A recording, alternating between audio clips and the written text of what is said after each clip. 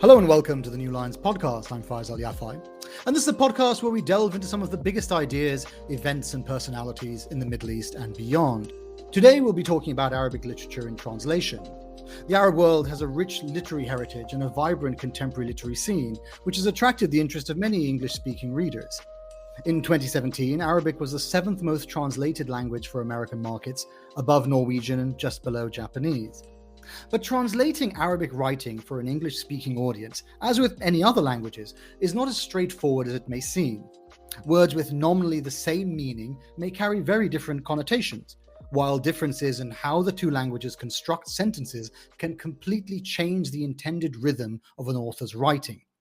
Preserving the heart of an Arabic text while rendering it legible to English readers is a serious and challenging undertaking. To explore these issues, I'm joined today by Reem Bassiouney, M Lynx Qualey, and Lydia Wilson. Reem Bassiouney is a professor at the American University in Cairo in the Department of Applied Linguistics. She's the series editor for Routledge's Studies in Language and Identity, and her academic books include Language and Identity in Modern Egypt and Arabic and the Media. Reem is also an award-winning novelist, receiving the prestigious Naguib Mahfouz Award for the Best Egyptian Novel of 2019 for her novel Sons of the People, the Mamluk Trilogy. She is the first female novelist to ever receive that award. M Lynx Qualey is a critic, editor, and an expert in translating the Arabic language. She is the founding editor of Arab Lit, a website focused on Arabic literature in translation. And she's also the co-host of Bulaq, a podcast exploring the Arab world through books. Lydia Wilson is the culture editor here at New Lines magazine. She translated a 10th century text by the Muslim philosopher Al-Farabi for her PhD, which she says put her off translation for life. As a result, she has huge respect for all translators. Reem, Marsha, Lydia, welcome to the podcast. Hello. Thank you. Thank you so much. It's very nice to be with you all. Yes, thank you for having us. Reem, your books are quite clearly set in their own cultural and national context, spanning a huge range of historical periods. Most recently, with Sons of the People, the Mamluk Trilogy, you've gone all the way back to medieval Cairo.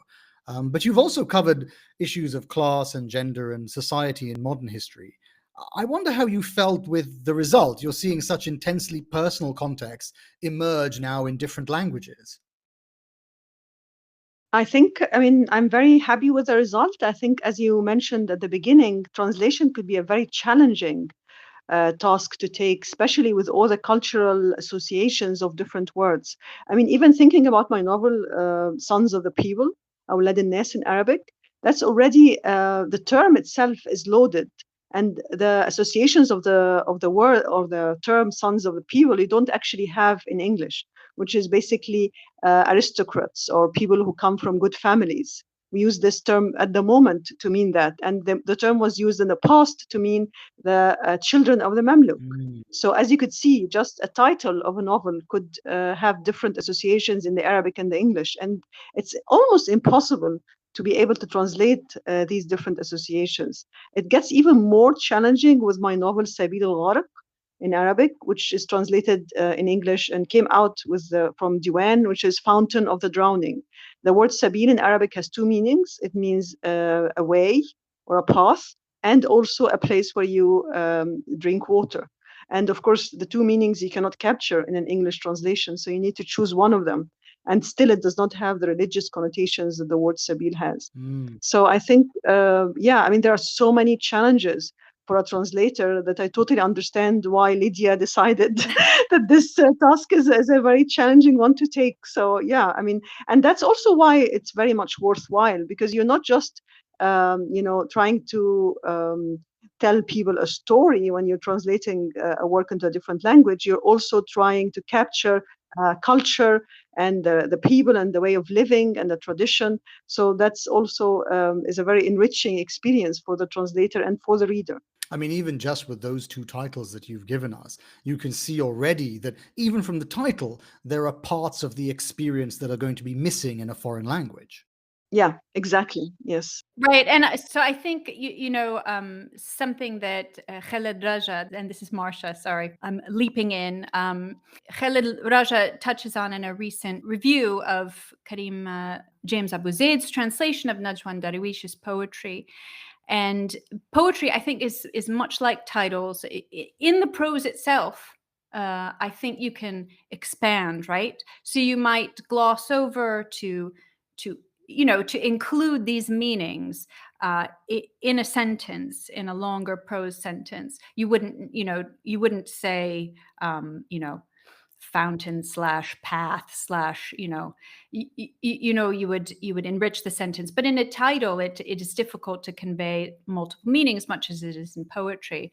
And I think Khaled Raja, in going through and detailing Karim James Abu Zaid's translation choices as he translates the Palestinian poet Najwan Darwish, shows how, yes, sometimes when there are religious connotations, Karim adds in additional words. He moves things around in the poetry, attempting to capture not just this sort of word for word translation, which doesn't work, I don't think, with any language, but trying to give you the move over the spirit of it, give you the same feeling, give you the same thoughts, resonances, sounds as you would have, to whatever extent that's possible. I just wanted to add something to what Marcia is saying, because also there is a big question of whether you should include footnotes in translations, or is that something that you only do in scientific books? Because once you include footnotes, you're interrupting the flow of a literary text.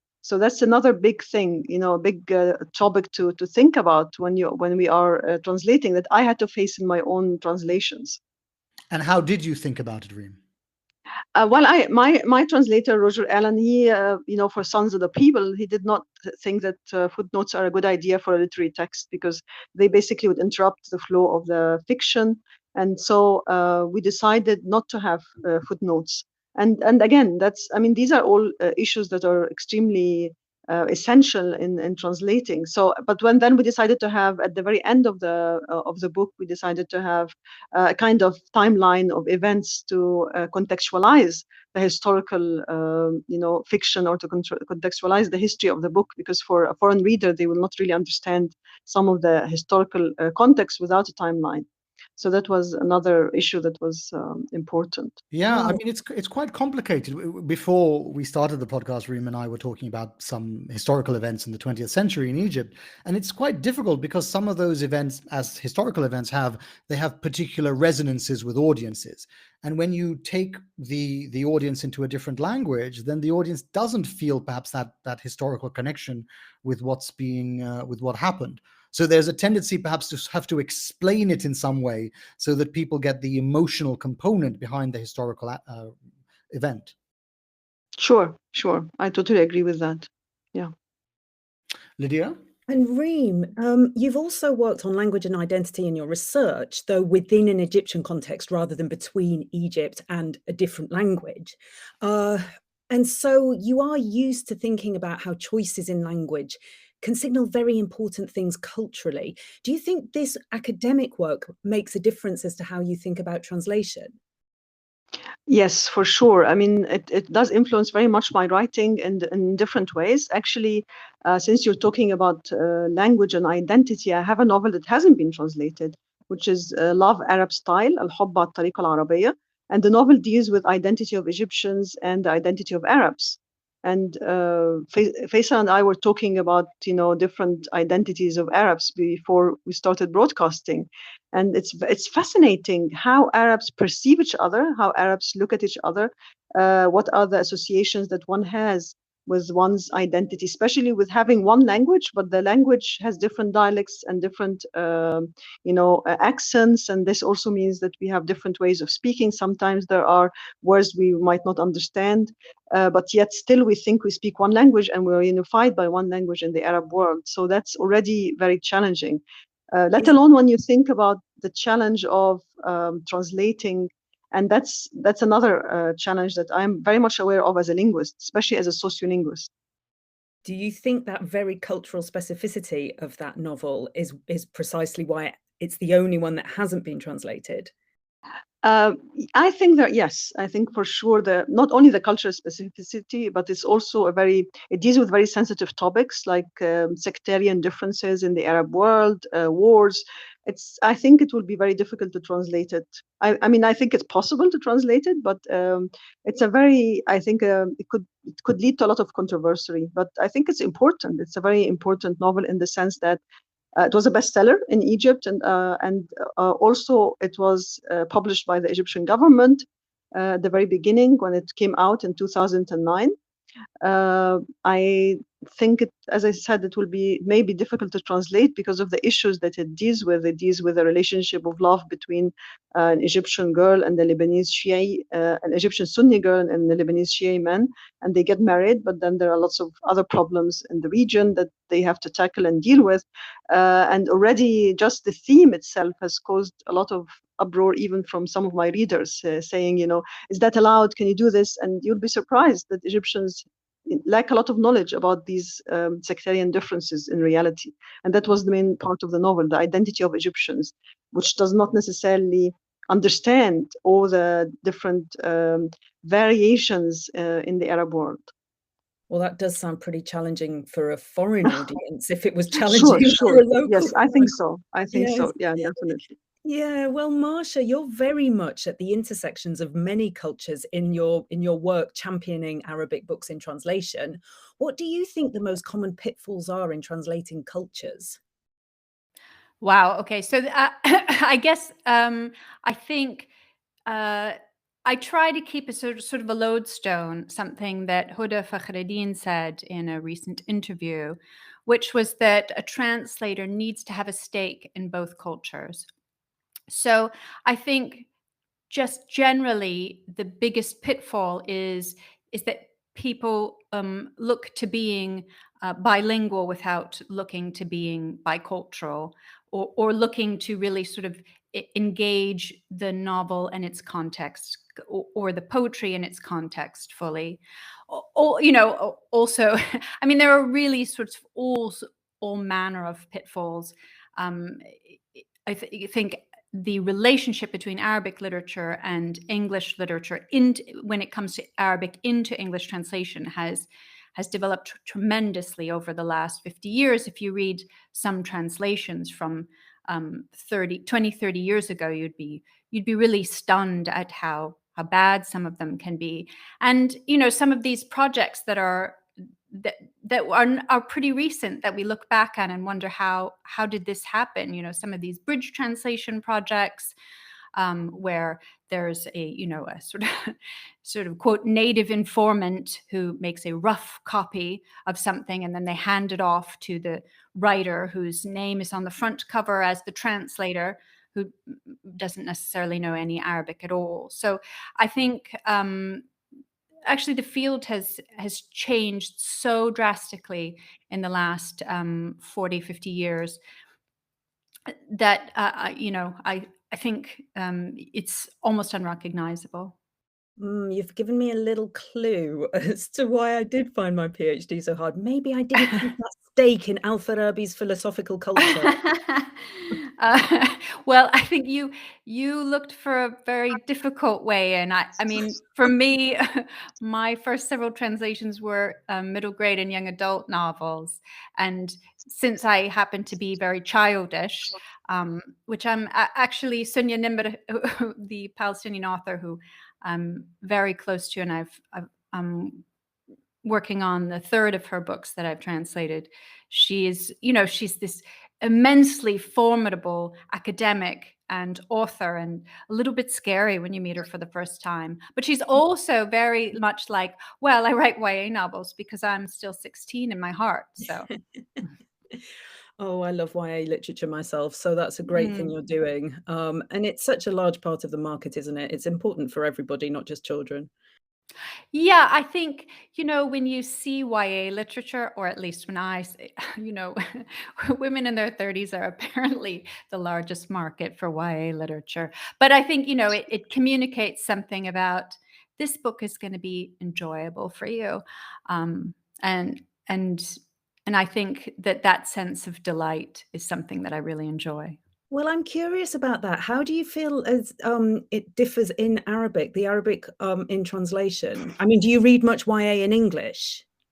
I do read YA, and I read YA as widely as I can, because, like, I really have sort of taken this as my, as Huda Fakhreddin says, I need to have a stake in the literature in both languages, in multiple cultures. So yes, I'm very engaged in YA in Arabic, um, which is a more it's an you could say it's a nation field, but it's not really. So kids used to read, Nabil Farouk and Ahmed Khalid Tawfiq, and books that weren't called YA, but weren't marketed as YA, but really were, fun thrillers, horror, etc., genre novels.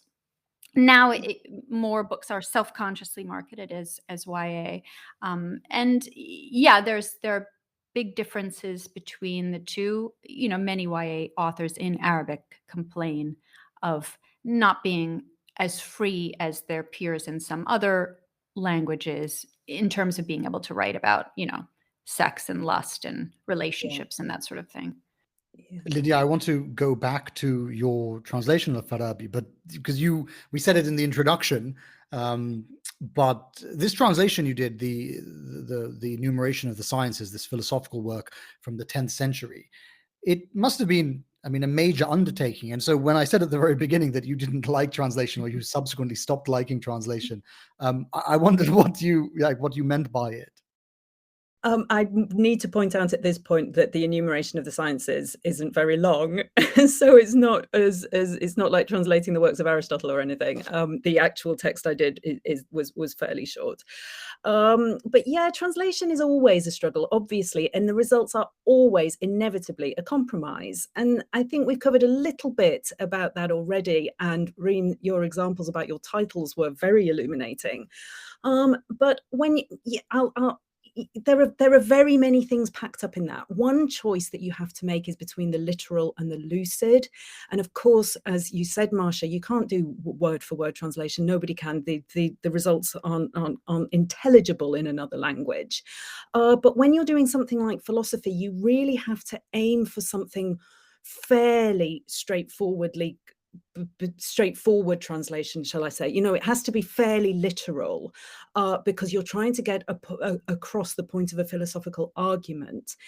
But yes, you do need it to be comprehensible in the target language. And then the second thing, of course, is that you have to, well, you don't have to, but a major challenge is to get across the authorial voice. And that's a totally different challenge on top of the meaning. You have to kind of choose between preserving that authorial style, but making it feel natural in the target language. And that's not always very easy.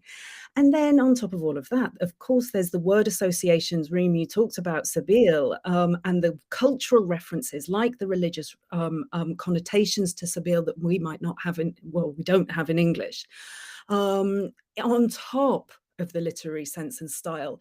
So all of this, I guess I just felt it more as a huge pressure and an inevitable failure. I think that's how I feel about translation, that I am inevitably going to fail. But thank you all of you out there, or every translator in the world I want to thank at this point, because I read so much in translation, not just from Arabic, from a lot of different languages that I would not have any access to. So I'm glad some people fight the good fight. I want to add something to what Lydia is saying, because I think she echoes very much what Roger Allen said, that a translation is never finished. I think that's a very good quotation. It's really not never finished. I think that's perhaps what was the challenge for you as well, because the text is never ready, really. Yes, and there's always a different choice you could have made, and on a different day Exactly. you might have. Exactly. Yes. Yeah. Did you feel, Reem, that your voice was transferred to the English versions of your book? I was really lucky with all my translators. I mean, I did have 3 novels translated before Sons of the People. And Sons of the People was translated by, the renowned translator, Roger Allen. So, and I also had Melanie Madigo. She translated my novel Mortal Designs, which was about social class in Egypt, political, social changes that were happening in Egypt in the year 2010, just before the 2011 revolution. So, I mean, I think they all captured, the different, the different nuances of the meanings that I was trying to convey. They did it very well, I have to say. And they always consulted with me if they had any problems or they wanted to make sure about something. They were extremely diligent and meticulous in their translations. So I was very lucky in that sense. I did hear about other colleagues whose translations were very different, sometimes better than the original text and sometimes worse. So translations, sometimes, I mean, you do hear stories about translations being better even than the original text, and you do hear the opposite. So. Actually, I'd love to follow up on what you said about Mortal Designs, which, by the way, I really love. And you touched on class in a huge amount of different ways and different interactions between characters, different signals from the craven nature of the protagonist, Asma, when she... Yeah. Oh, you remember her name. I'm so glad. Oh no, I really loved it. And yeah, that terrible relationship with Karima, the captain's wife. Asma's so craven and Karima's so rude, but then you also kind of went into explanations as well, not in the signals, but you actually explained the entitlement of people like Hazim. And of course, you yourself were writing to an audience already very familiar with the context, but I felt it came through loud and clear to me, a foreigner. Do you ever think about your foreign audiences and what they draw from your writing? Yes, and I'm always surprised. It's very interesting to see the kind of reception you get from different, because people have different ideas and different concepts. So, with the Mortal Designs, I'm so glad that you got all the different social classes and how they treat each other, and the mistrust that is in Egypt between different social classes. I remember the Pistachio Seller, the first novel that I got translated, and it won an award in the best translation in the US. The Pistachio Seller, when it came out in Egypt, it's all from the perspective of a teenage girl who was in love with her cousin, which is something very common in Egyptian countryside.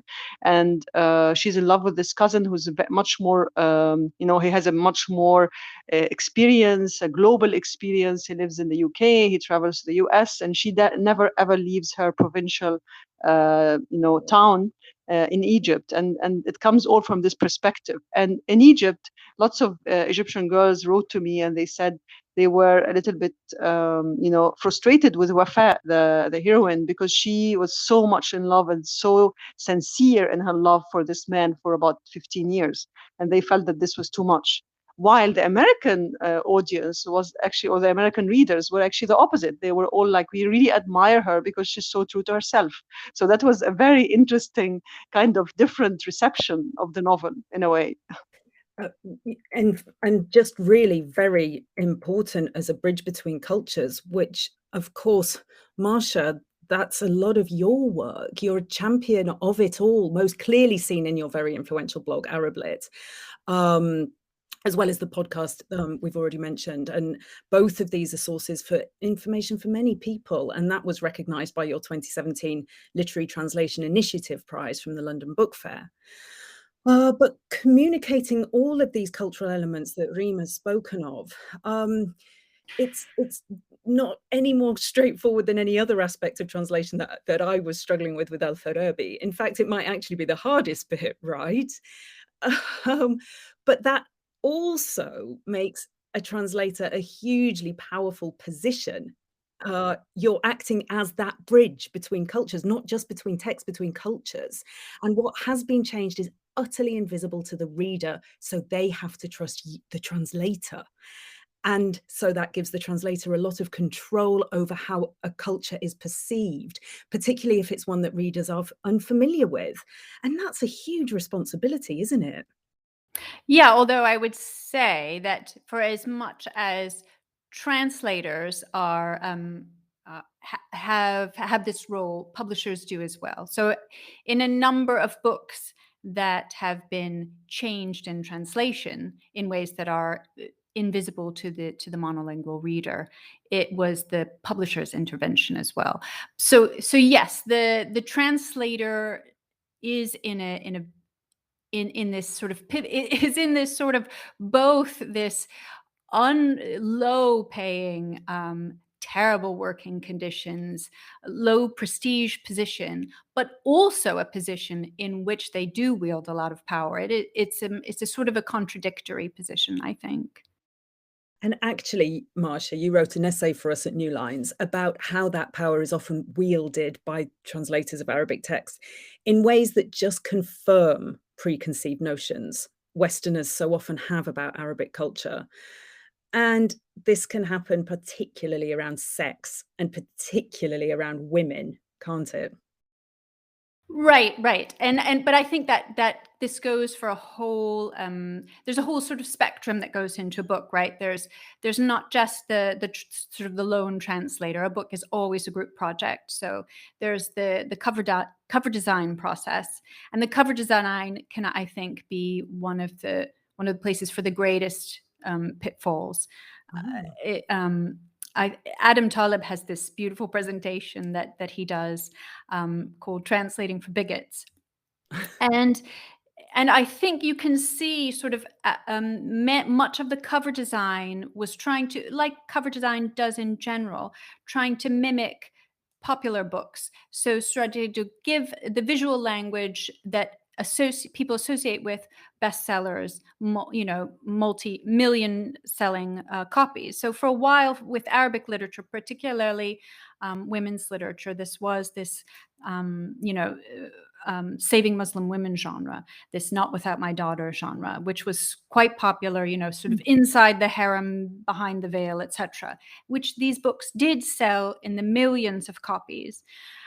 So a story written in Arabic translated into English may have nothing to do with those books, but the publisher is often trying to use the sort of visual tropes of those popular books, those best-selling books, which is, a woman whose face is entirely covered except for her, kohl-rimmed eyes.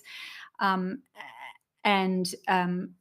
order to sell the books, also to use all this sort of, there's this wonderful French study. I don't know that any similar study has been done in English about jacket literature of Arabic literature in French translation, and how often the word taboo and first, etc., are used.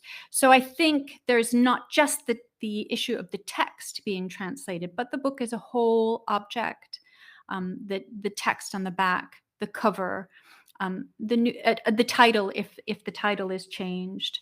Yeah, it's what Genet, the French literary theorist, called paratext, everything but the text, how much it informs your reading. Reem, how did you feel about your cover designs in translation? Was there anything you found difficult? I think I want to strongly agree with what Marcia is saying about presentation of Arabic literature in translation in general, and I also agree with Marcia. It's not just the translator, but it's also the publisher. It's the choice of books that are being translated. Sometimes the choice is not. It's not very clear why specific books are being translated. Some books are being translated because they won prizes, that makes sense, or because they are bestsellers in their country. And these are very few, by the way.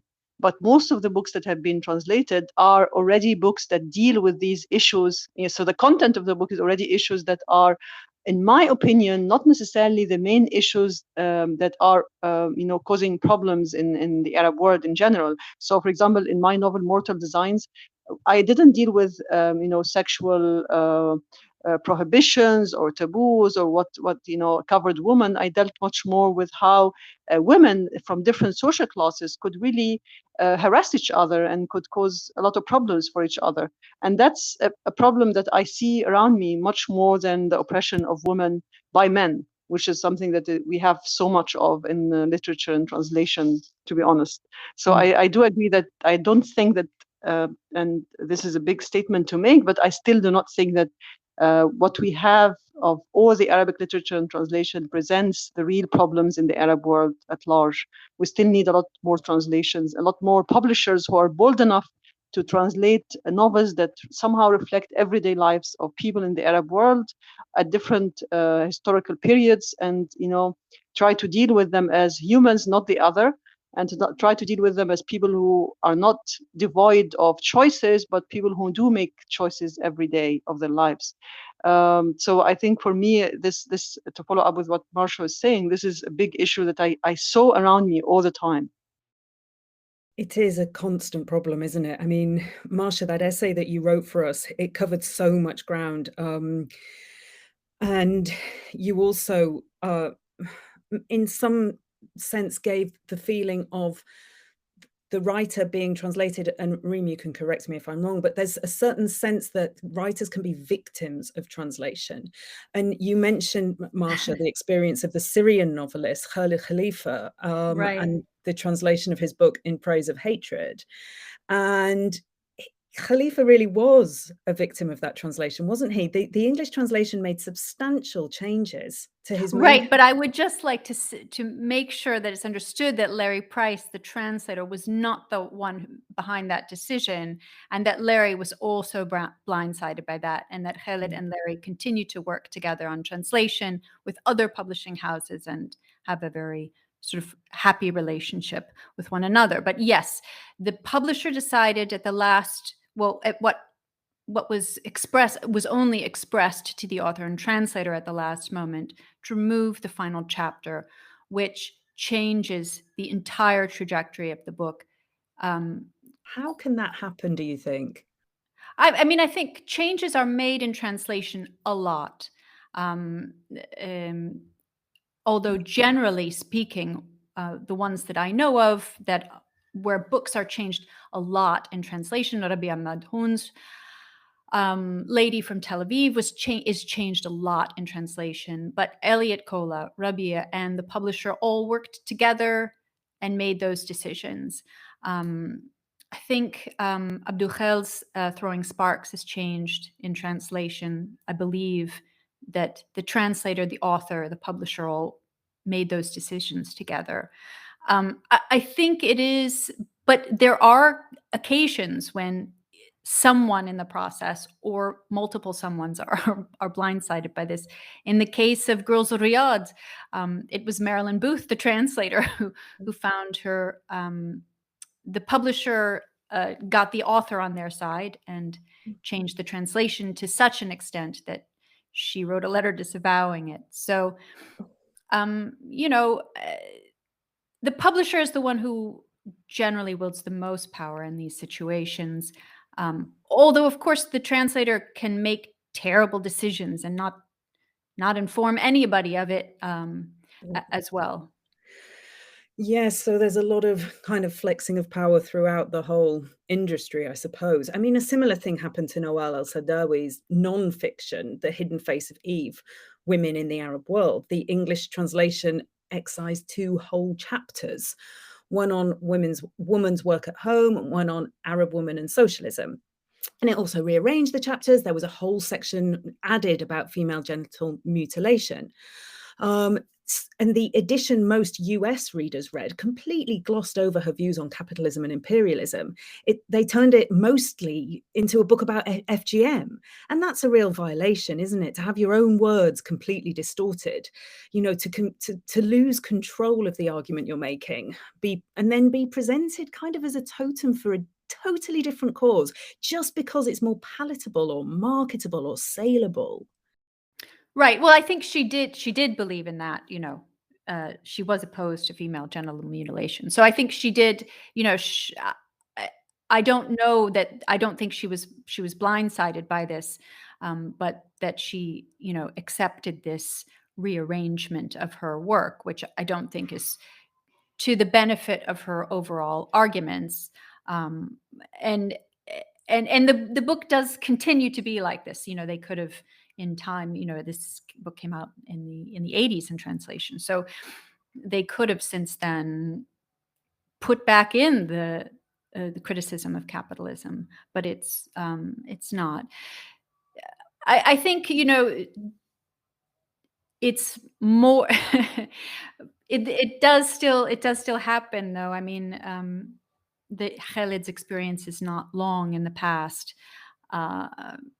Publishers looking to make money, and they have a idea about what sort of book is the best sort of book. And of Reem, course, Reem, do you know of any Arab writers who've refused translations of their work because of fears that that might happen? Or is it something you worried about? From my experience, my experience was really good. As I said, I have so far 5 novels translated, and the 6th is on its way. So I never had any problem with the translator or the publisher at all. In fact, I don't think that I had to change anything substantially from the original Arabic text. There was a lot of respect for the Arabic text throughout. But however, my publishers were different from, commercial publishers, other commercial publishers. So I don't know whether in other, but I can imagine that this could happen for other authors. And bear in mind that from hearing from different author friends, there are authors who don't know any English. And so what happens at the end is that you get someone who decides on the translation, and then someone who decides on the editing process, and everything happens, and the author is not even aware necessarily of what kind of the substantial changes, because it's very different if you know the language and you're aware that, okay, we're changing one word, we're changing one sentence, or if someone is telling you we're changing this paragraph, but the change could be so substantial that it's almost different meaning altogether. And I do know that there were studies made by some of my colleagues about how translations can change meaning, and especially with issues that are, as Lydia mentions, with capitalism, or issues that may be sensitive to the West. They are taken out of books, or they are dealt with much more tactfulness than in the original Arabic text. This does happen a lot. I wanted to ask Marsha about something which is sometimes a bit controversial. This is that you're in quite an influential position through ArabLit. ArabLit.org is, for many writers, a gateway to recognition. But the flip side of that is that it makes you into a bit of a gatekeeper. I wonder if being a gatekeeper for part of the Arabic literature community makes you uncomfortable in any way. Right. Well, I guess the idea that I'm influential, I think influential in an extremely small pond, perhaps.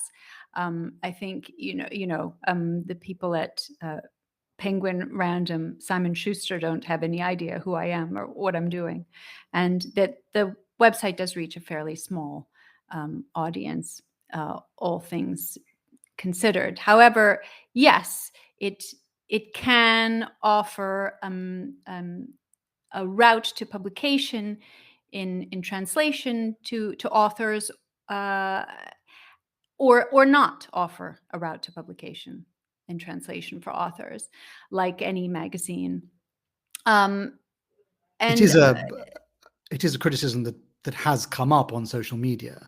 I think the criticism is that me in a position as a white woman, is this the right position for me to be in? And I think that is a healthy and good criticism, in that the relationship between people in North America and Europe and Arabic literature and African literatures and many other literatures has often historically been extractive, right? So the people in North America, Europe, benefit from Arabic literature, African literatures, some Asian literatures, and don't give anything back.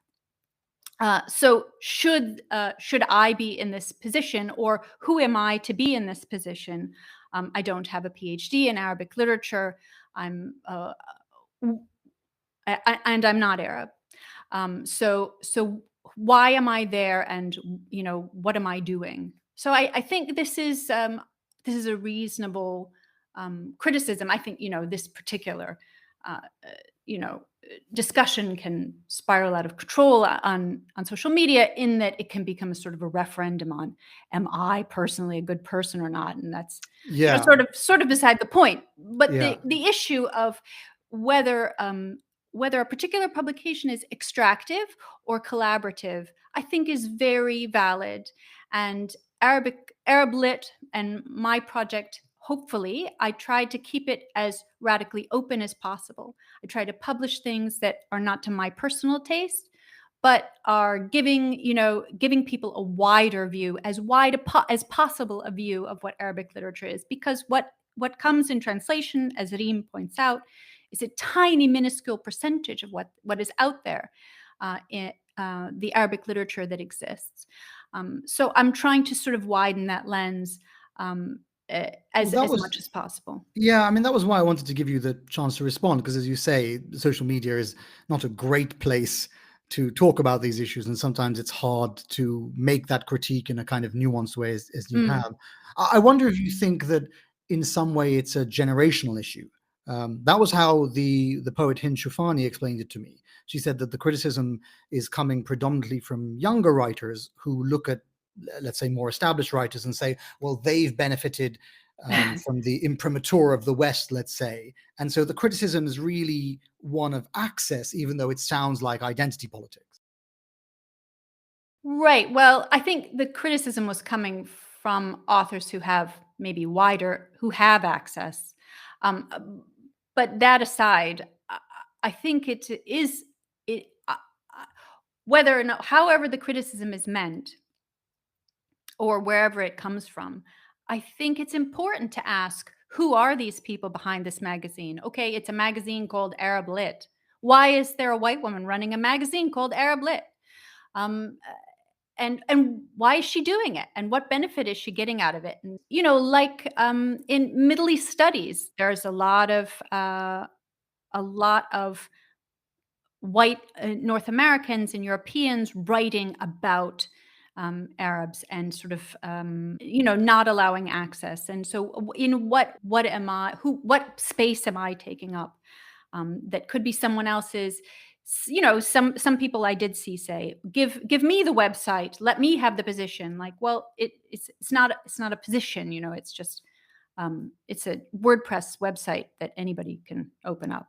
Well, I just wanted to actually make the point that all of us who write about, publish, invite on a podcast, edit, we're all gatekeepers in some way, because we're choosing who to write about or who to publish. And like you said that you're trying to keep it all as open as you can and widen the lens. And that's exactly how we think of our publishing at New Lines, that we really are giving a platform to a lot of different voices, new voices and voices from different regions that don't normally get a platform.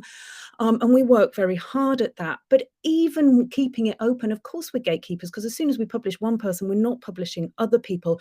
And there's just no way round that. We're all ultimately shaping what gets into the public eye, and that is the job. Okay, so I wanted to just wrap up by asking what makes a successful translation, I suppose, which we've already covered isn't really possible. And that's a really great quote by your translator, Reem, to say it's never even finished. But it is fraught with challenges, and it does require so much compromise. But Reem, is there a way that you would decide if a translation of your work had been successful? I think so. I think if a translation is able to capture the cultural associations of the text and the human conflict in the text, I think that would be a very, an excellent translation. And if the translation is also able to, produce a text that is much more accessible to an audience that does not speak the original language of the text, that is also a very important, giving access to someone who doesn't know the language to understand these issues and to sympathize with these authors and to sympathize with the characters in this novel. I think that's a very important, thing in translations in general. So I think a translation should be able to capture the culture, the human conflict in a text, and to be able to render the characters accessible to a foreign audience. I think these are all very important issues. And I personally think in my case, I'm happy to say that, yes, this was the case. I don't know what's going to happen in the future, but so far I was very lucky with my translators. I think there are other translations that I read that did not do that very well. I had because of my work, I usually read the Arabic and the translation to look at some linguistic aspects, and sometimes I could see that there are certain important cultural concepts that have not been rendered in the English text, for example. So that is not always the case. So I think in that sense I'm very lucky, but I can also see that the other authors did not get the same chance. And sometimes classic authors, we're talking about, I don't want to give names, but there are classic authors who did not get the same chance. Absolutely, and I agree with you. Your translators have been excellent. Marsha, do you have a way of assessing whether a translation has been successful? Well, so I think it's much easier to pinpoint failures in a translation, but absolutely, a translation, if it, if the of course it depends naturally on the text, the original text, and the genre of the original text, and what the original text was attempting to do. But a translation can be beautiful. A translation can be musical. A translation can be an art form. I think people who've read many translations by Yasmin Seal, for instance, Yasmin Zohdi, you can sometimes be blown away, much as like with for instance, a musical performance. Everybody has the same score by Mozart, but some people can really infuse that with genius, and when you're sitting there and hearing it, it's easier to then say that was beautiful. And of course, if you're sitting there and listening to a bad performance, it's much easier to say, well, that B was flat and you're off tempo, etc. I think it's harder to pinpoint what's really working about a text, but sometimes you read a translation and they've done just an absolutely gorgeous job with it. Well, thank you, Reem. Thank you, Marsha, for joining us. You're welcome. It was our pleasure. Thank you. Yes, thank you. You can find Reem Bassiouney on Twitter at @rbassiouney. Her book, Sons of the People, the Mamluk Trilogy, is available to pre-order in English and will be released in April. If you'd rather not wait, you can, of course, buy it right now in the original Arabic. If you want to find out more about Arabic literature and translation, M Lynx Qualey's online magazine is arablit.org. If you'd like to hear more from Marsha, you can listen to her podcast Bulaq on the Soul Podcast Network and follow her on Twitter at M Lynx Qualey. Her essay for New Lines, Who You're Reading When You're Reading Arab Women, is on our website, newlinesmag.com. Lydia is currently working on a new essay about the Coptic language and can be found at Twitter at LSM Wilson. This week's podcast was produced by Joshua Martin and hosted by me, Faisal Al Yafai. You can subscribe to the New Lines Magazine podcast on your favorite podcast app. And of course, you can find more of the best stories from the Middle East and beyond on our website, newlinesmag.com. Thank you all. Thank you. Thank you.